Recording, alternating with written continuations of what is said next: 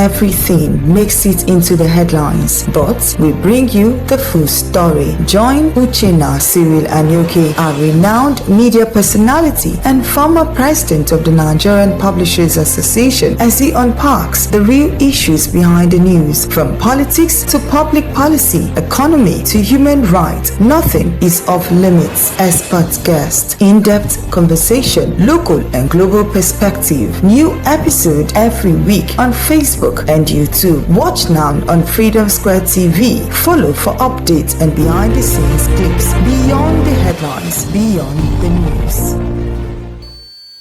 Good morning and welcome to Beyond the Headlines on Freedom Square TV. We are reaching you from our Enugu studios, and like I keep saying, but very proudly, Enugu is the capital of Southeast Nigeria, not capital of Eastern region, and is the home to many prominent citizens of the Southeast. Today, we'll be looking at a topic that is quite topical, given the political momentum we have, not only in the Southeast, not only in Enugu State, but in Nigeria. And so this morning, we'll be taking a close look at reappraising APC's position in Enugu State politics, and of course the chances of His Excellency, the Governor of Enugu State, Peter Mbah, in the 2027 general elections. And so you must agree with me that this is quite a topical issue. But before I introduce my guest, let me kind of do a backgrounder. Politics in Enugu State has long been dominated by the People's Democratic Party. It's incontrovertible. It has maintained a stronghold since Nigeria's return to democratic rule in 1999. It has been absolute.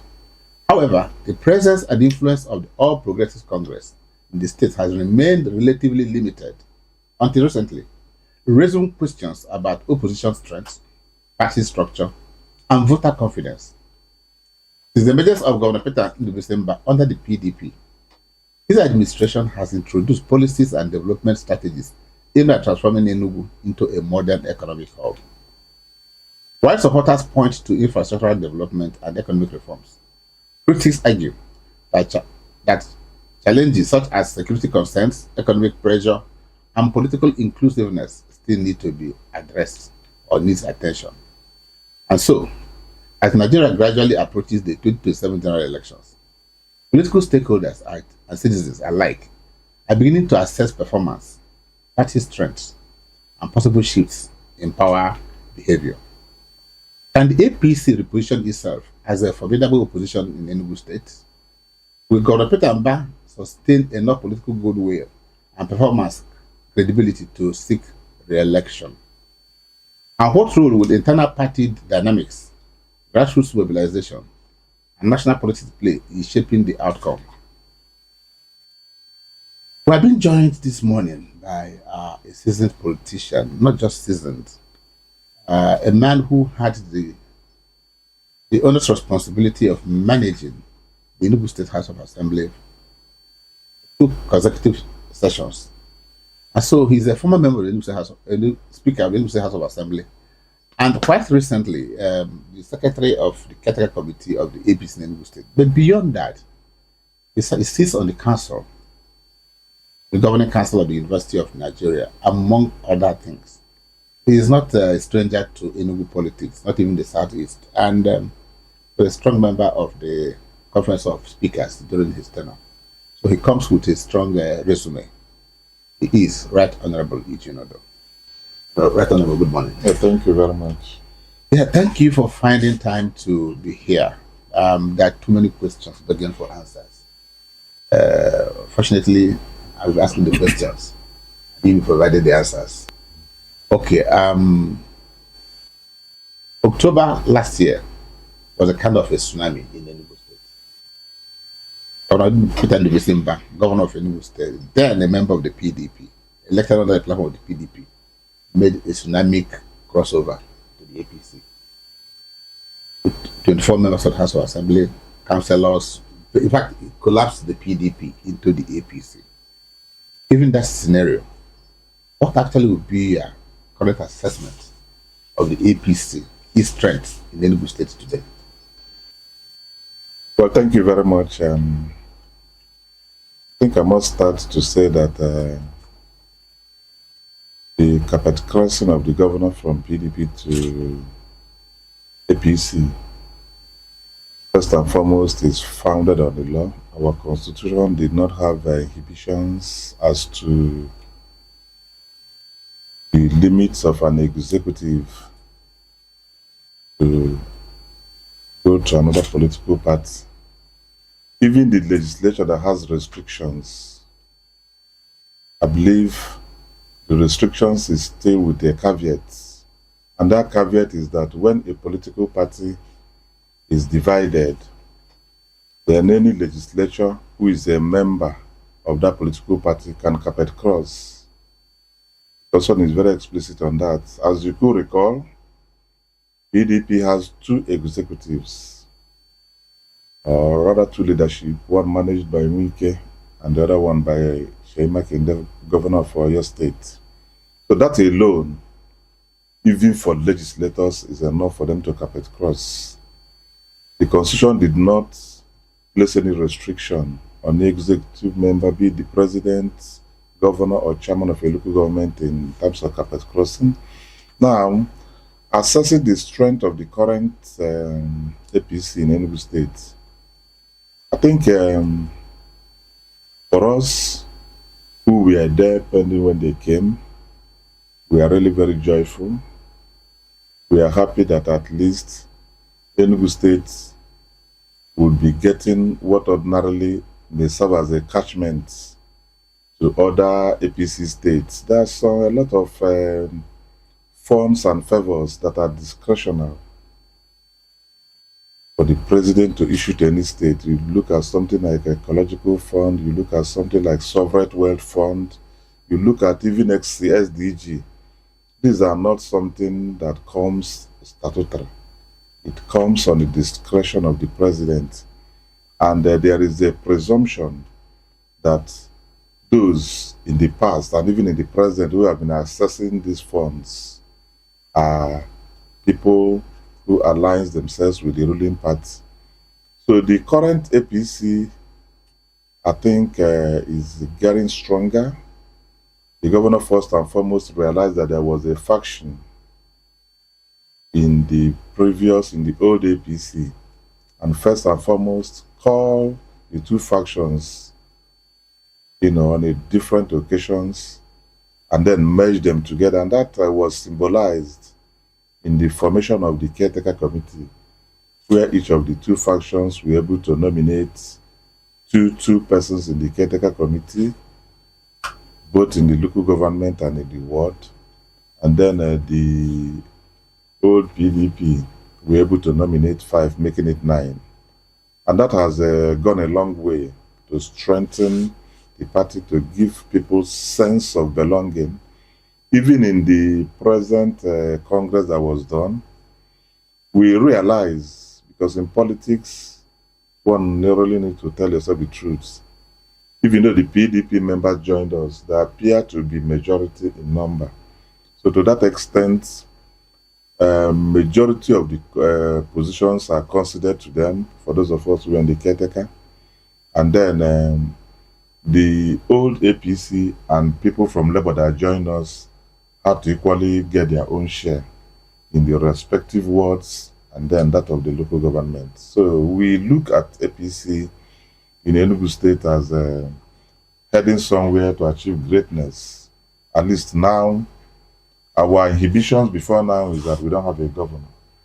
Now we have a governor, and we need to strengthen our base to make sure that we take our pride of place, not just in the Southeast, but in the Committee of States of the Federation. Okay, thank you. I'm happy you mentioned that when the PDP came in, like they came in their numbers. And given the dominance of PDP in the states, it would mean, naturally, that they had more members than the APC. Now, critics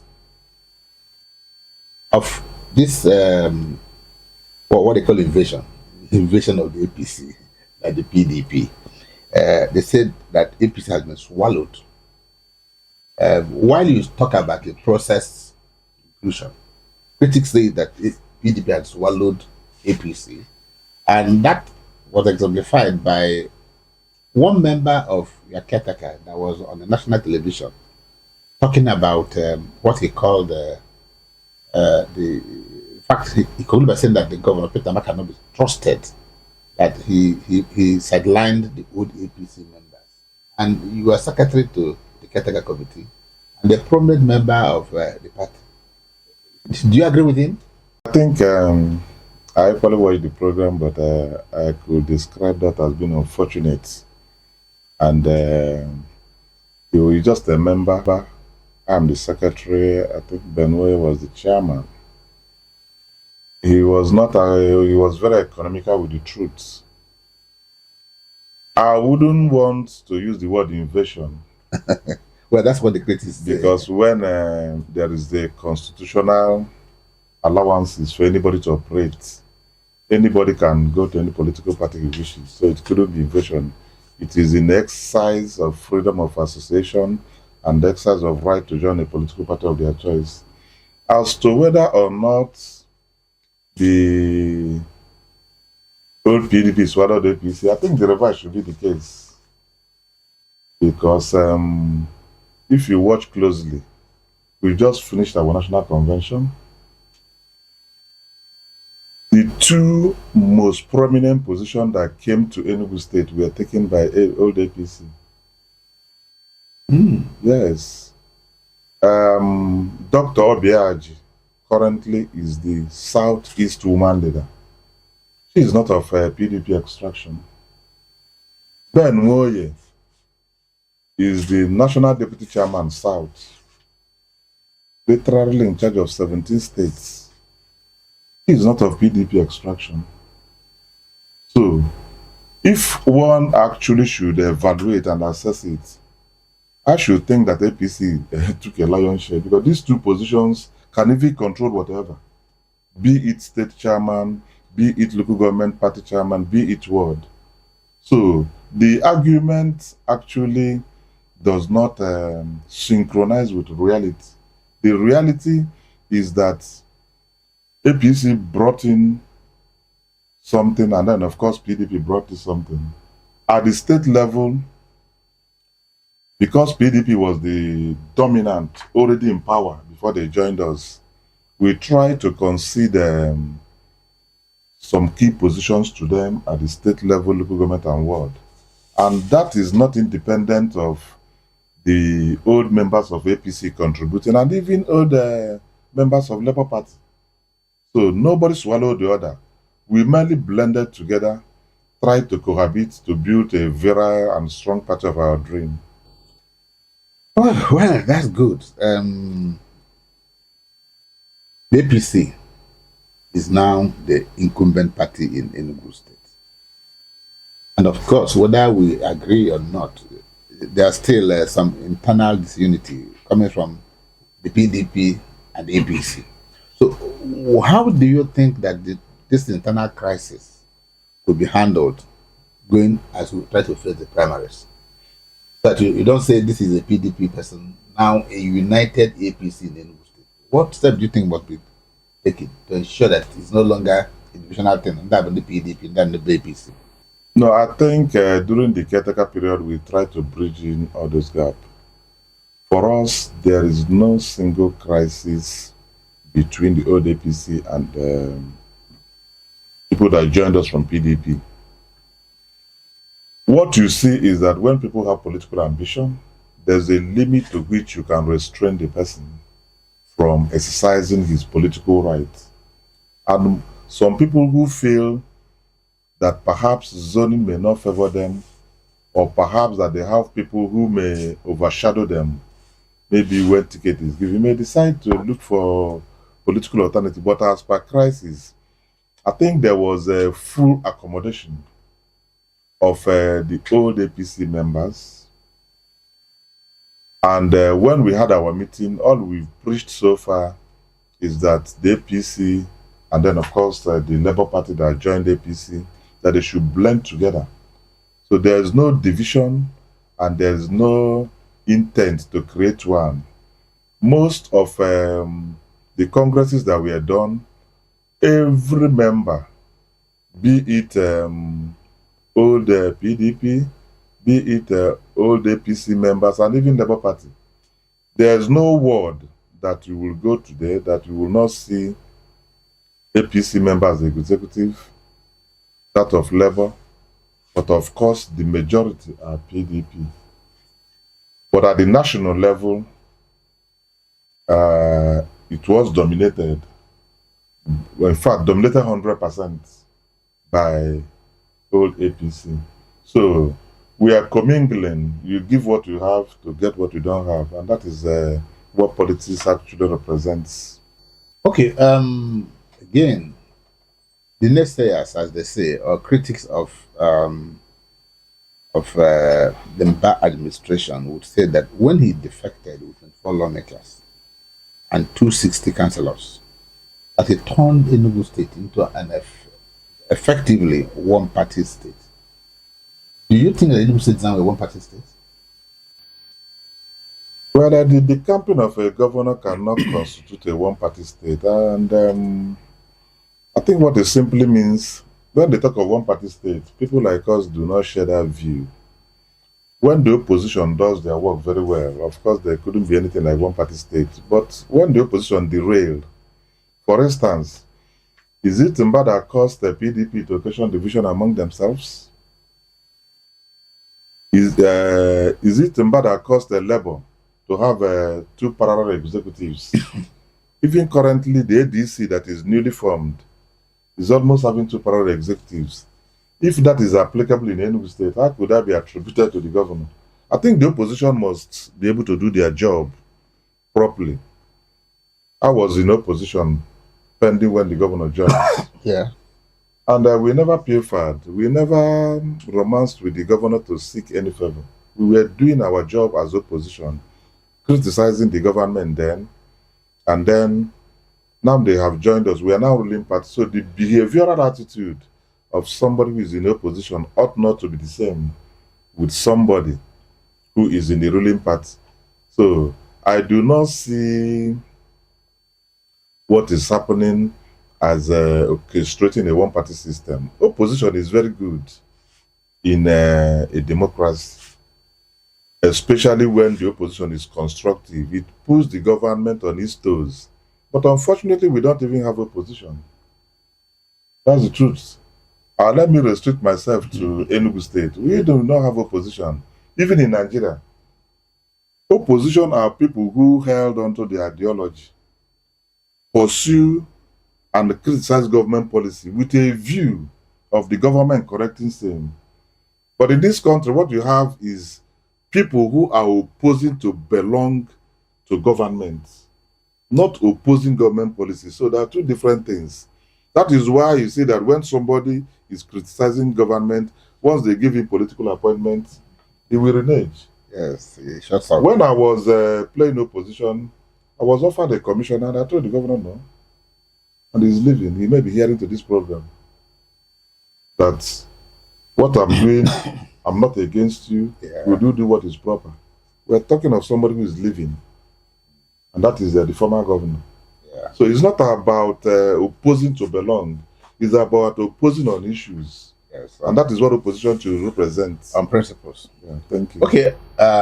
This is actually a very strong question. It may be simple to you, but a lot of people think it's strong. Enugu voters, why should they actually trust APC in 2027? After years of APC criticizing the very governor, Mbah, and his team, who are now leading the APC. APC spent money, energy. Peter was elected. Whether it is, they conjured every manner of scandal. And they were vehement that he was not doing well. Okay? And now he's in APC. And is now leading. So why would any people trust APC? Prior to Mbah's entry to APC, APC was sharply divided. We have our group, we have one managed by the former minister. And for those of us who were in APC, we felt that the former minister did not actually, campaign even to be governor. So, and as such, the election was lost. So, criticisms, you do not criticize for the sake of criticizing. You criticize with a view to doing what is proper. Those of us in APC had commended the governor on areas he has done very well. We have equally put our reservations on areas we think that there's improvement. So criticism is not meant to destroy. It is meant to be a corrective measure. And that is why it is constructive. When it becomes destructive, then it has gone beyond the realm of criticisms. So, but above all, now everybody hopes for the best.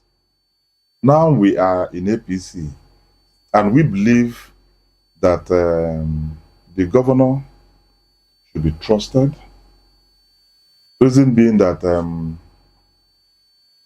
for those of us, personally, I do not very much believe in political party syndrome.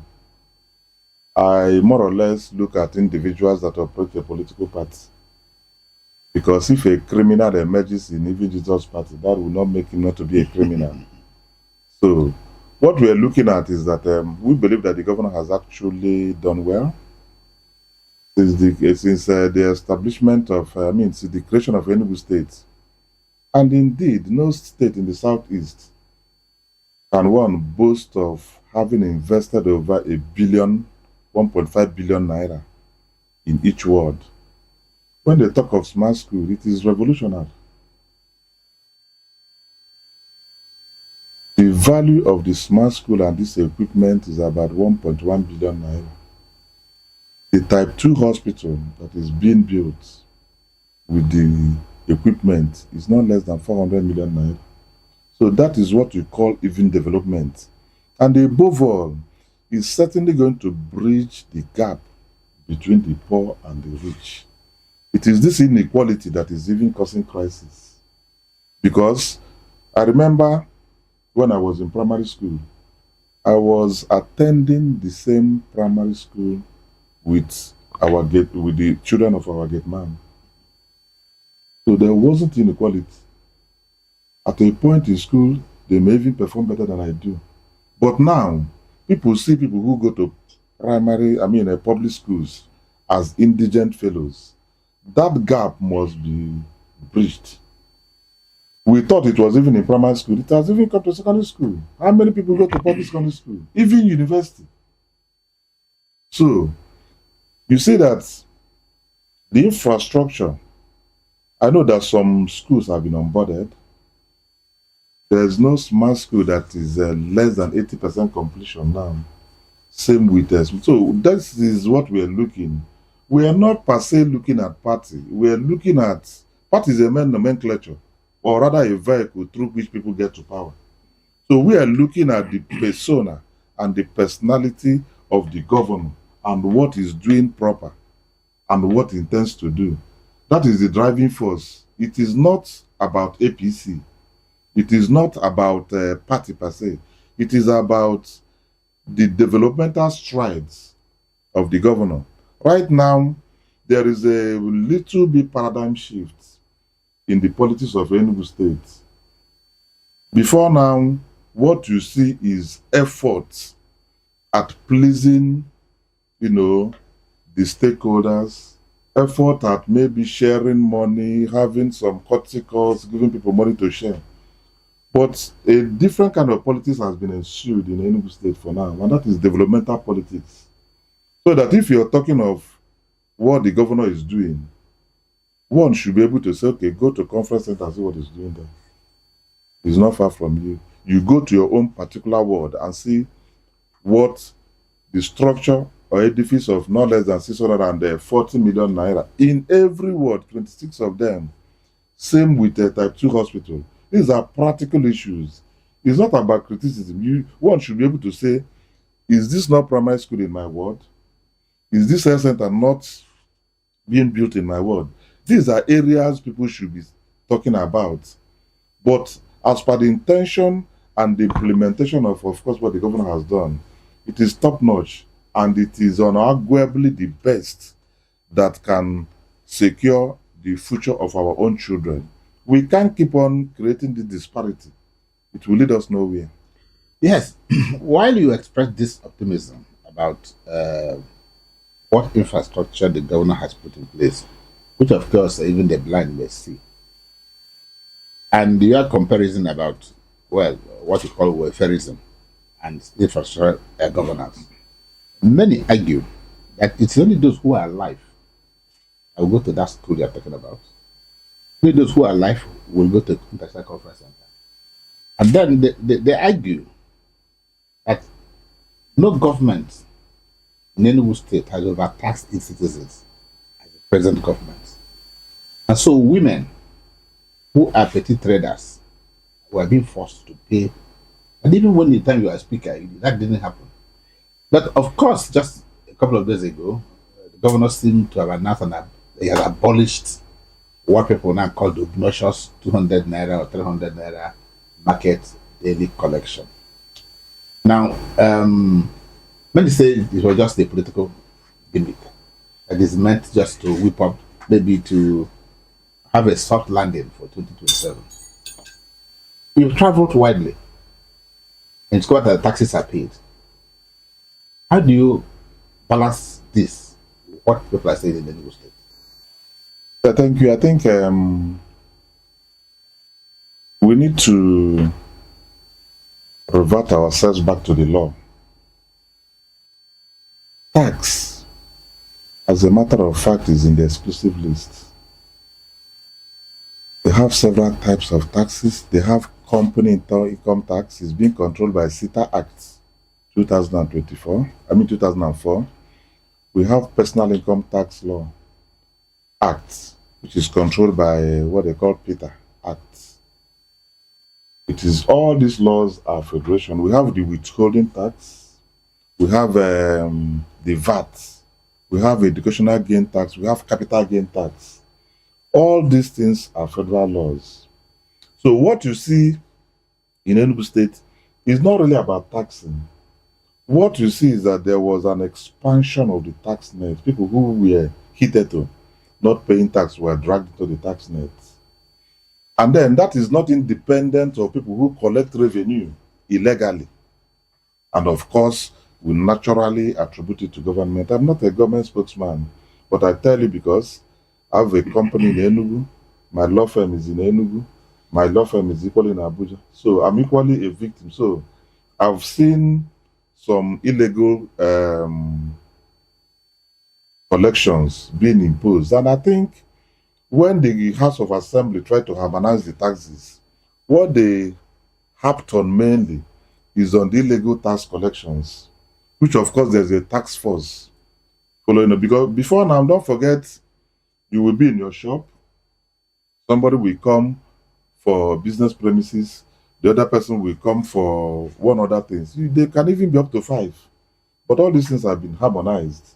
And if this has been done in the past, I don't think we will have a lot of, even if you go to parks, people resist using e-ticketing to enter because they prefer, handouts so that they couldn't even account. But we're happy with the recent development of trying to give succor to petty traders, not to collect any money from them on a daily basis. And I'm aware that I think 2 people have been arrested because of violating these directives. And I believe that if there is special task force that will mandate itself to restricting to what the law is said. For instance, I live in Zoo Estate. Before now, about 4-5 years ago, we get levies from housing to pay on property tax. We get levies from internal rental revenue. But now, since the harmonization, we now get a single demand notice to pay concerning our property tax, and of course, we have a duty to pay our service charge. So the issue there is that I think the government need to enlighten the people properly. The issue of taxation has been riddled with politics in order to be skewed, to create an impression that there is high taxes. Whatever you see, any of these laws, the company income tax is governed by the federation, by the Company Income Tax Act. They call it CITA, Act of 2004. Same with Personal Income Tax Act. All those things you are seeing are not different from what the law says. And whenever you have a federal, of course, it's superseded that of the state. But because we are not used to taxation, we are not used to even paying taxes ordinarily. I can assure you that a lot of people, big men for that matter, they may not have even paid their personal income tax. And these are statutory issues. Ordinarily, in some climes, your children may not even go to school if you don't have a personal income tax.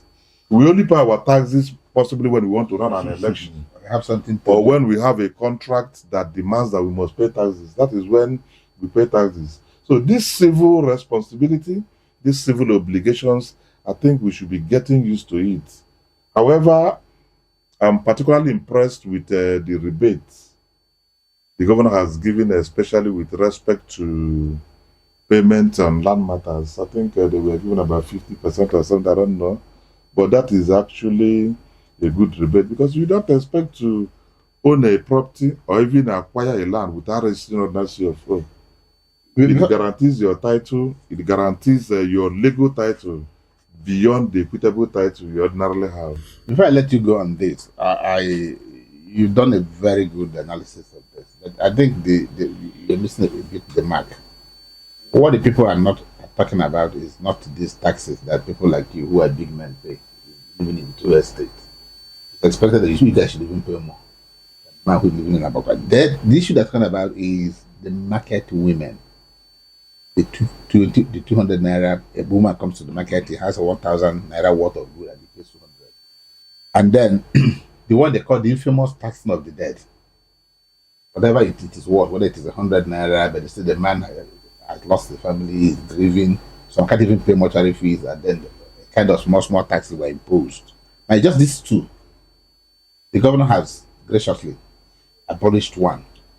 And they're saying, has he been asleep this past 3 years that money was being collected? So that's the main point, not even the taxes that all of us are paying, okay? Because, of course, you don't get good roads. You see, government is not magician. I can assure you with the TSA in Enugu State, to the best of my knowledge and from my personal experience, any money I've had to pay was meant to pay into TSA. You generate a remittance and pay same. And it does appear to me that most of the petty money being charged to petty traders, these monies, I believe, are collected by non-state actors. Because don't forget that when we talk of collection, especially on markets, the market under our constitution resides on the local government. But with the harmonization of state structure by the House of Assembly, the House of Assembly created the local government by virtue of Section 7 of the Constitution. So the concept of chairman or whatever is a product of laws being made by the House of Assembly. So the same House of Assembly has said, look, the local government cannot coordinate this collection. Let's coordinate it at the state. And that is why this governor's ban could be possible. If it were still left at the local government, then you still see that some infractions may be happening. People collecting illegal, even with this directive, some people are still collecting illegal levy. So I think what we need is to encourage the government to set up a task force and punish defaulters, because our people, deterrent is a major source of implementing whatever law. If people are not punished for any offense, the tendency of stopping same is very, very unlikely. Yeah, while Dr. understandably, Mbah ported from PDP to APC. And one of the things he said, one of the things he repeated was connecting to the center. And for many, it was actually a big one. So far, has that strategy of connecting to the center translated into anything tangible for the state? And if it has, what are those things? What are the expectations in the future? Well, the governor just entered the party, I think, by October last year, literally about 5 to 6 months. And within the first 3 months of his entry, I think we had witnessed him. We will recall that we had a minister who was relieved of his duty on grounds of certificate forgery. Alleged certificate forgery. And I can assure you that if the governor had not carpet crossed the APC, it wouldn't have been possible for the leadership of Enugu State to nominate a minister. So that alone is a big achievement, because prior to now, ministers from Enugu are being nominated from outside, because possibly we don't have a governor, we don't have people who can possibly speak for us. But now, just within 3 months, because of his entry to APC, it gets him closer, it got him closer to the powers that be, on the basis of which, at least, it could be seen that the leadership of the state were able to nominate a minister that is currently occupying Minister for Innovation and Science and Tech. That is the advantage of connecting to the center. Like I said before, there are some discretionary advantages, funds, being shared by the federal government. When we talk of ecological fund, an ecological fund is not allocated per state. It is at the discretion of the president. If he sees that there is genuine need to invest money to control ecology, erosion, or whatever in your state, he approves same. It is not money that you're entitled to. Same with SDG, same with Sovereign Wealth Fund, same with a lot of, even third fund. Even third fund, these are discretionary money, because these are not money that is being allocated to states on equal basis. So these are part of where the closeness comes in. And nobody, whether we like it or not, if we had remained in opposition as we were, the truth of the matter remains that other states will be benefiting what we own collectively. If you watch the last administration, it is possible to point out any federal appointment that they facilitated, not because it is their fault, not because they cannot do it, not even because they are not friendly with the presidency, no, but because they weren't the requisite trust to allow them nominate heads of parastatal, heads of ministries, and sensitive government positions. That's exactly what we're saying. Okay. A journalist from Abuja said, which I said, your governor is given to making very, sometimes he calls it unachievable targets. I say, why? He said he promised to deliver 2 million votes to Enugu in 2027. So given the statistics that we have over the years about voter turnout, where do you think that Governor Mbah is going to harvest 2 million votes? And do you think that that promise is realistic? Well, when you are campaigning, or when you're making certain political targets, you certainly have to set your target up the sky, so that when you're falling, at least you can follow the tree. If you set your target, on top of the tree, it's very likely that you may fall on the ground, or even on the ground. Be on the ground. What we are interested, we are not interested to winning all the votes 100%. We're interested in getting minimum of at least 60 to 70%, because we are very conscious that all other people who are equally contesting have their relatives, have their friends. As it relates to the governor of Enugu, beyond even achievement, we believe that I think the governor has done well in terms of the plethora of achievements so far. If you watch out, the higher global business limited are now manufacturing phone, tablets. The Sunrise Flour Mill has come back to life. The Niger gas and a whole lot of things. So beyond even performance, which nobody can doubt, you can accuse the governor of any other thing, but in terms of performance, the Enugu metropolis, of course, the 800 roads have been completed. They are now in the process of awarding about 1,021 roads further. Nobody can doubt that. And beyond even the achievements, I do not think we follow the politics of this state right from school. It is very, very unlikely, and I have to be quoted, it is very, very unlikely that those of us who are not from Enugu senatorial zone would like to have a governor or have Enugu East rule Enugu State for 12 years. That's the truth. So, it is in the best interest of the state, with the performance of the governor, to allow the governor a second term so that it will possibly go to Enugu West senatorial zone.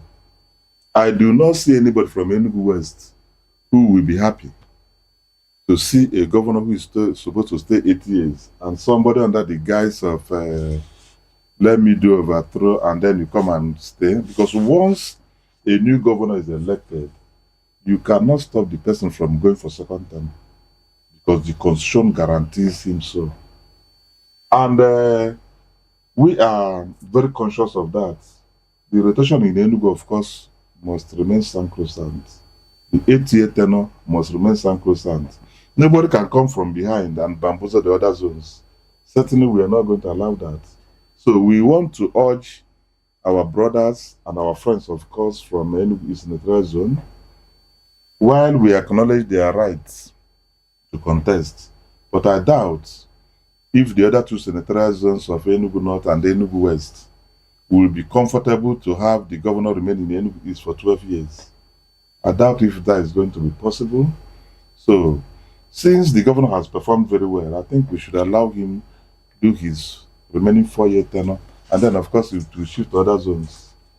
That is the feeling of the people in the street. Okay, I don't know whether you did a play beside. You did a voice spot to get that.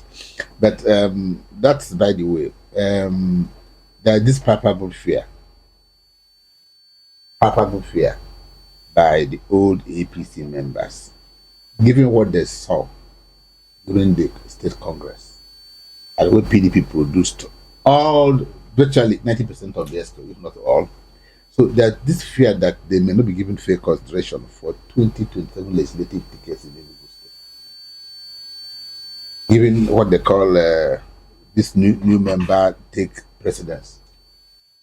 Nobody is marginalized.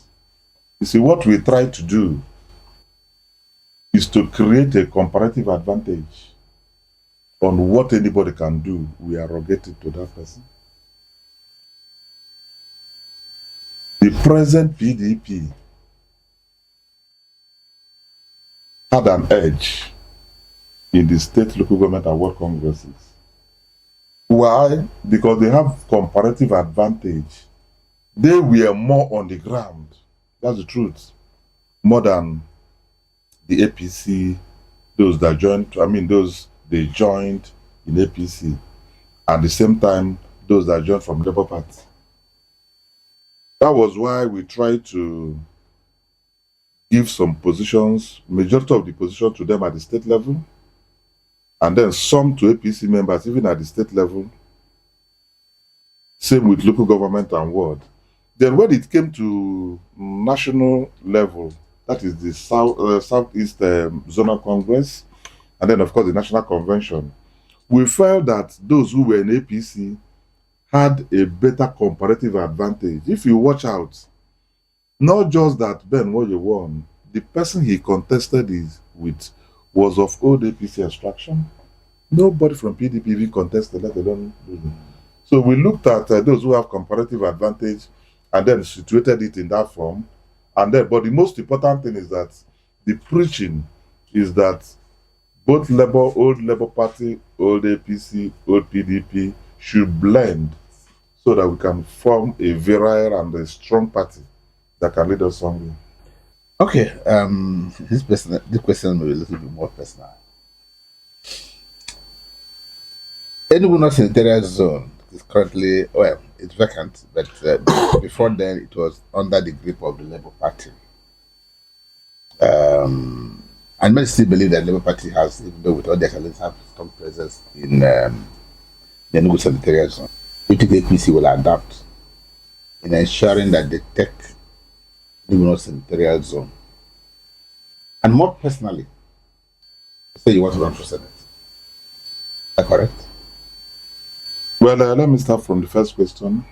The issue of Senate or even elected position depends first and foremost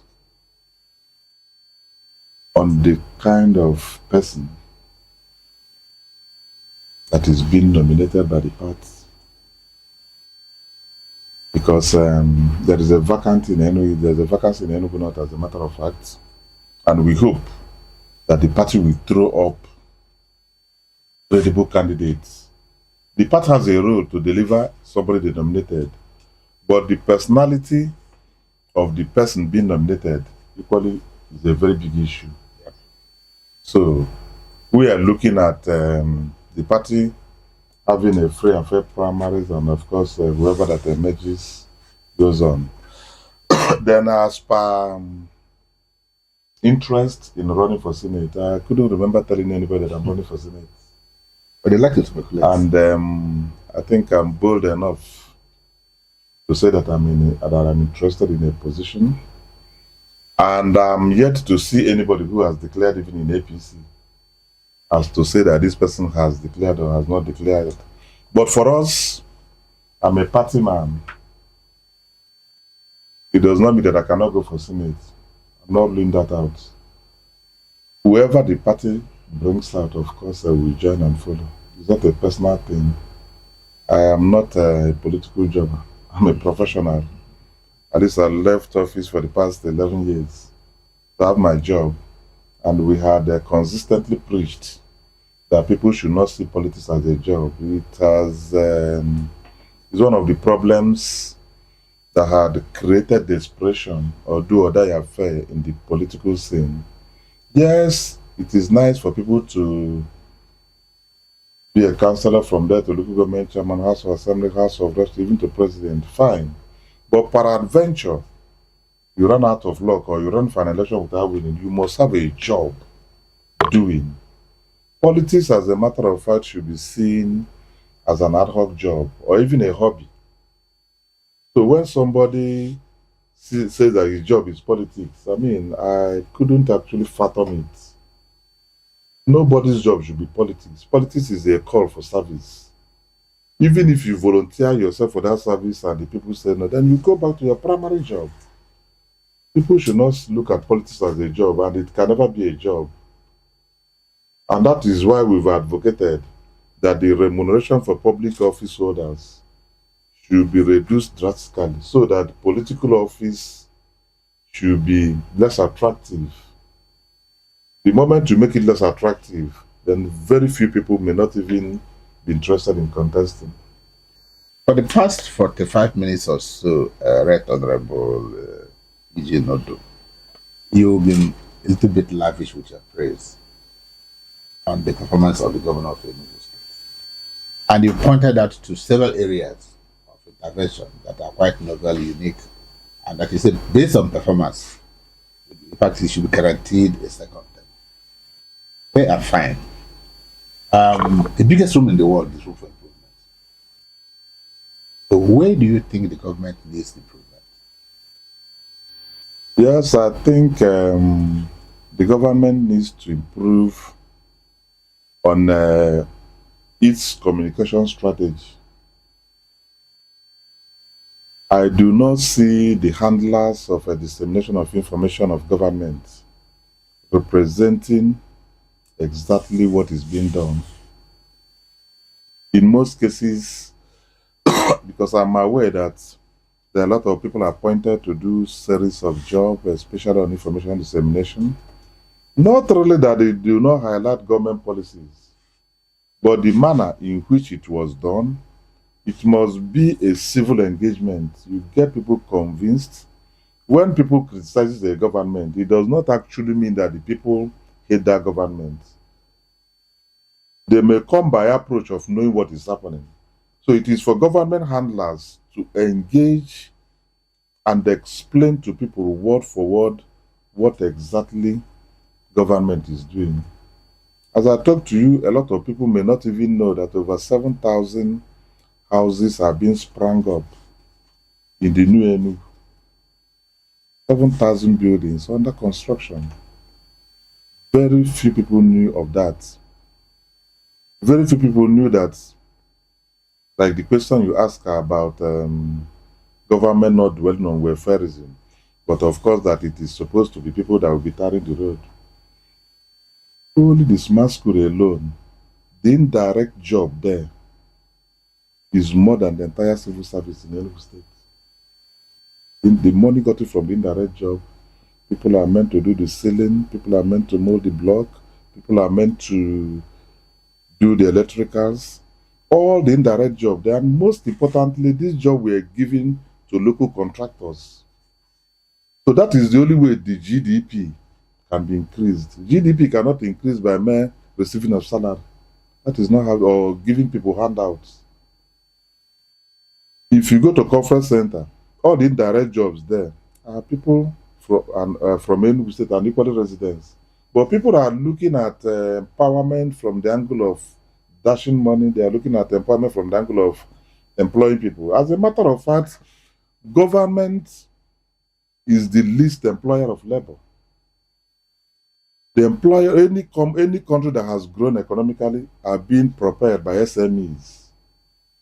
And that's exactly what you're seeing. People who are working in Presidential Hotel, Niger, these are the people who form what constitutes almost 80% of increasing our GDP. So when you hear that GDP is going to be increased from 4 billion to 30 billion, no, it's not about paying people money. Although if you go to every village, like in Ibetiti, where I come from, we have about 20 smart schools. I know a lot of people who have built houses.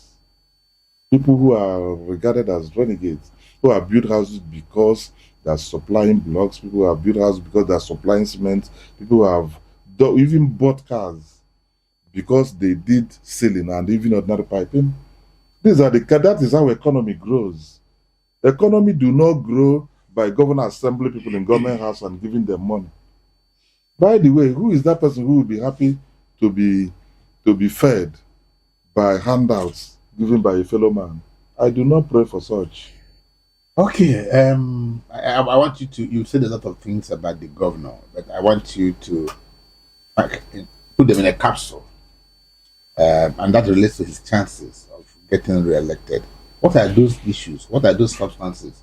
What are those concrete deliverables that you think that makes 2027 outlook for Peter Mbah very bright? Yes, if you look at, I've talked about smart school. If you go to your village, you see an edifice of about 640 million naira. With the equipment, we'll be getting to about 1.1 billion. I believe that alone is enough to show that there is a government presence. If you go to your ward, you see type 2 hospital being sprung up. That alone will let you know that something is happening. Those of us from Enugu North Senatorial Zone, we are lucky that at least there's a dualization of Nikele to Opi. That road is very sensitive for our people and is currently ongoing. Those of them from Nkanu East, there is equally dualization from Owo, Ihamufu to Obolav.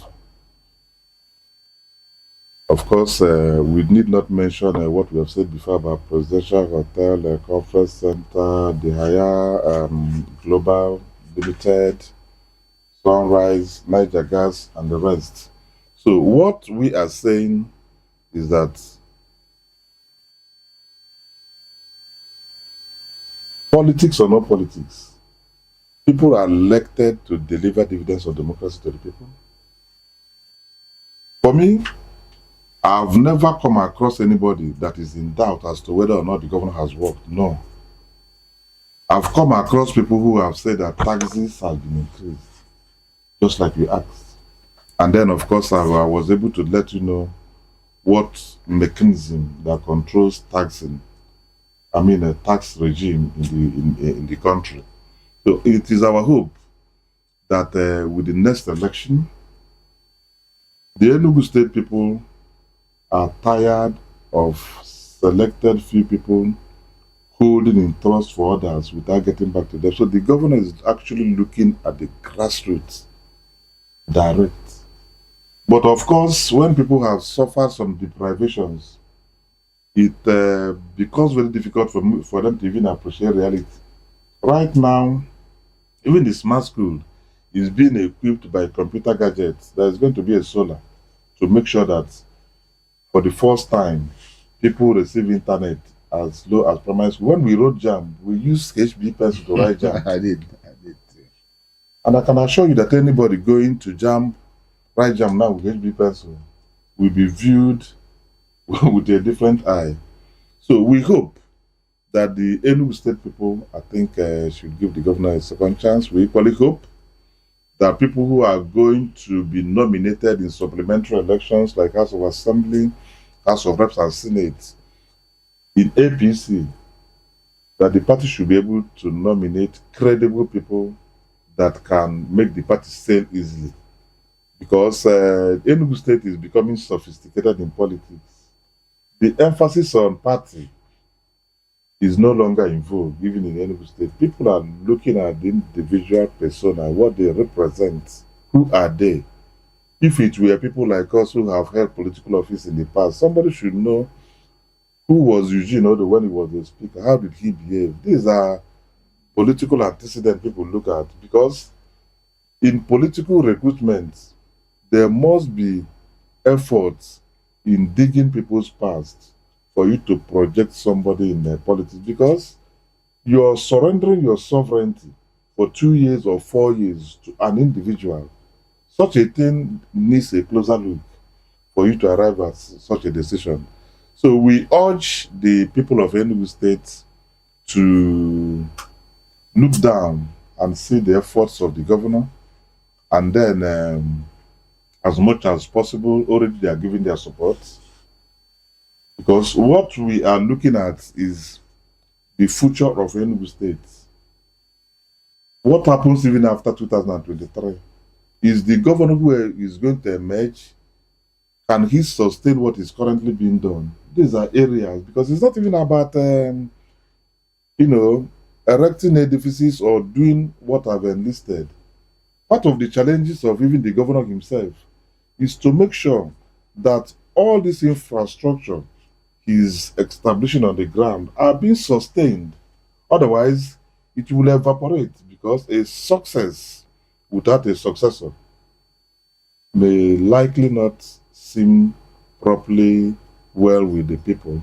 And of course, even to sustain what you have labored for. You have been appointed a member of the governing council of the University of Nigeria. And in 65 years of its existence of the university, a brother of yours is the vice chancellor. So there's a vice chancellor of soccer extraction, and there's a member of the governing council of the university near person. So how far has this combination been able to translate into some tangible result for the editorial zone? Well, the University of Nigeria is not actually a senatorial zone issue. The University of Nigeria belongs... So how would the appointments translated? No, I'm coming. We must appreciate that the university is not meant for Nsukka people. What the Nsukka people yearned for was that they felt that a university that has existed for 65 years and they have qualified people who could be VC, that it is proper that at least, even if it is for one regime, that they be given a slot. And the current VC, I think, is doing very well. He has orchestrated an infrastructural turnaround in university, using equally a local contractor, Ferrotex Nigeria Limited. If you are familiar with the University of Nigeria prior to his entry, and now that he has assumed office, you see that most of the internal roads of the university are being renovated, and accreditations that were lost in the medical and dental services were regained, and of course, things are following, its shape. Our people before now used to pay as much as 2 to 3 million naira to get admission, especially if you're looking for professional courses. I do not hear of any such in the recent admissions. People who merited admissions were given admissions. However, some people were given concessional admissions, but nobody collected money. And this thing is not peculiar just to Enugu North Senatorial Zone. It's peculiar to the entire Enugu State, the entire Southeast. The university, yes, is headed by an Nsukaman, but it is not a university per se that is meant to favor Nsukka people. It is meant to favor every part of Nigeria and Enugu State in particular. Okay, our last and final question for you, Right Honorable I'll put maybe a double-barrel question, but it will. What would be your advice to political parties preparing for an election? What are the things they must do? It's not just enough shouting and talking. How organized should they be? What I think they should do? And then finally, what is your advice to your party, the APC, on how to engage properly the youth in view of the preparation of the youth in the obedient movement? Yes, first and foremost, my advice to political parties as general, politics should be conducted in a very civil manner. People should criticize constructively instead of destructively.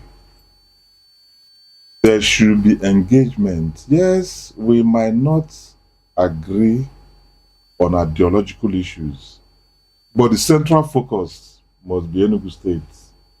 That is why past US presidents, those who lost the election and even those who won, they will always tell you America first.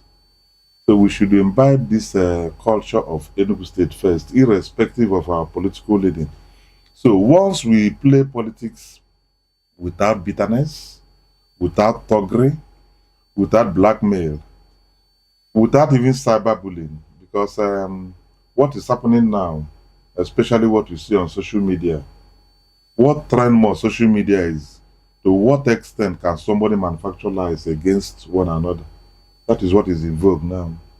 So I think our youth should be able to get a sense refrained, because all these things has some legal implications. The Cyberbullying Act of 2025 is very, very much alive, and day by day, a lot of people have been flouting that is a criminal offense. For now, it's not been domesticated even in the states. The only court that has power to handle same is the Federal High Court. But people have been flouting it in a bid to bring the estimation of a fellow human being, lower than what it's supposed to be, or to ridicule the person. Like I keep on saying, when we talk of APC, we are not talking of the obedient movement. Is not a political party to start with. Yeah, these are people who found favor in our brother, Mr. Peter Obi. They share in his ideology, they share in his belief system, and that is highly respected. But at the same time, the APC, as it is currently in Enugu State, is epitomized, it is represented, and it is, being viewed from the perspective of Governor Peter Mbah. In other words, those who share the same belief system, those who saw what is doing in Enugu State, especially on infrastructural development, those who have seen what actually had happened in the past 2.5 years or getting to 3 years. I didn't even mention the Enugu Air. it's given. That is That is a massive, not just improvement, but very lucrative income generating for Enugu State. Because when he leaves as a governor, he's not going to take it with him. It behoves on the incoming governor to get it sustained. Because an airline that ought to be under trial within 3 months, within just 6 weeks, has been certified. And very soon, they may engage in intercontinental flights. So that is a credit to Enugu State in terms of even image-wise. But most importantly, the financial aspect of it is going to improve the economy of the state. So we are, personally, I'm more interested in the sustenance. It's done very well, but then to what extent can this be sustained after his 8 years done? That's actually what I think that the governor needs to think deeply into, because I've seen people who have done very well as government, and of course when they leave, most of the things could not be sustained. So that would have been a very big problem for the people of Enugu State. So while thinking of even what we are doing, then one needs to think more of how it could be sustained. Thank you. Okay, thank you very much, Right Honorable Inginodo, for sharing your insights. And of course, what has been a very wonderful conversation this past 1 hour. We want to thank you for finding time. It's not easy. You know, we've run after you for a pretty long time. Have a busy schedule, Abuja, Enugu. So finding time to spend 1 hour, 1 hour plus with us, yeah, we are not taking it for granted. Thank you. And we do hope that when we call on you next time, we find time to come. And to our viewers, of course, as I always say, the future of our democracy actually depends on informed choices and active citizen participation. I want to ask you to join us tomorrow, same time, for another interesting edition of Beyond Headlines. Have a lovely day ahead of you.